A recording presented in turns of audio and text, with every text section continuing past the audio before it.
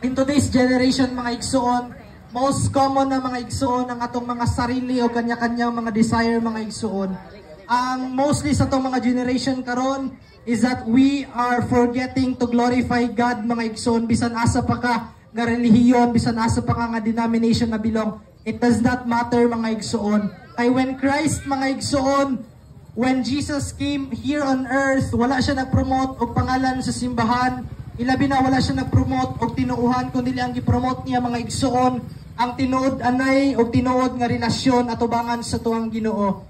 Kay no matter bisan unsa ta ka relihiyoso mga igsuon, if wala na kailang Ginoo sa tua, still it would be useless mga igsuon. Kiningon siyang pulong sa Mateo 7:21 nga dili ang tanan nga nagtawag kanako Ginoo, Ginoo maluwas, kundi kadto lamang ang nagsunod sa kabubuton sa akong amahan nga tuas sa langit mga igsuon. Mao na mga igsoon, ang tanang relihiyon, ang tanang denominasyon sa kalibutan, bisan og nagkalahi-lahi sila og baruganan, but still ang tanan mga igsoon nagtudlo sa tama kung unsa ang dapat buhaton sa tao samtang siya buhi pa mga igsoon.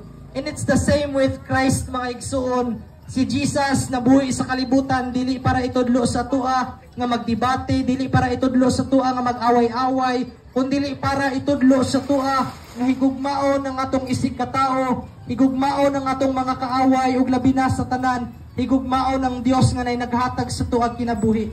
And that is the main purpose mga igsuon ngano nagsangyaw mi diri karon sa inyong atubangan, dili para ipaila-ila sa inyo si Jesus, kay kitang tanan nasayod ko nga nadunggan na nato ang pangalang Jesus sa makadaghan na, nadunggan na nato ang pangalang Jesus Christ sa makapila na. Sa pila ka ulit na nga nato nadunggan sa tong mga dunggan mga igsuon ang pangalang Jesus Christ, and we already know who that is.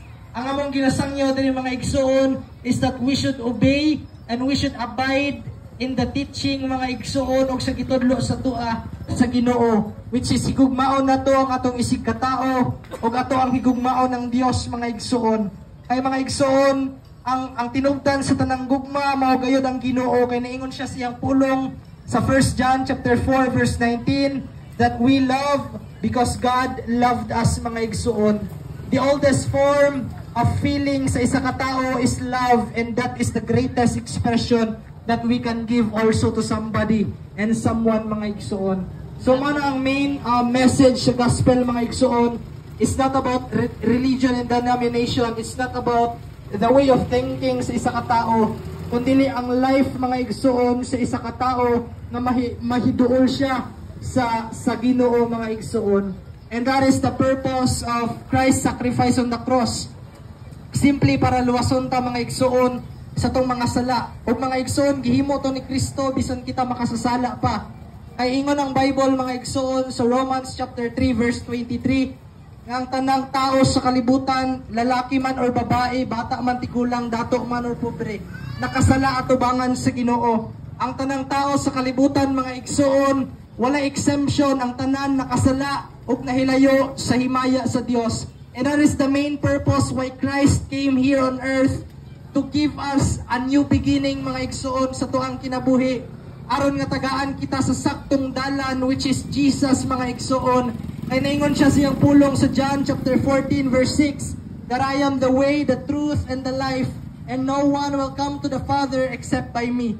Dili ako nag-ingon mga igsoon, labi na dili ang among simbahan, kundi dili si Jesus ang niingon mga igsoon siyang pulong nga siya ang dalan, ang kamatuoran ug ang kinabuhi.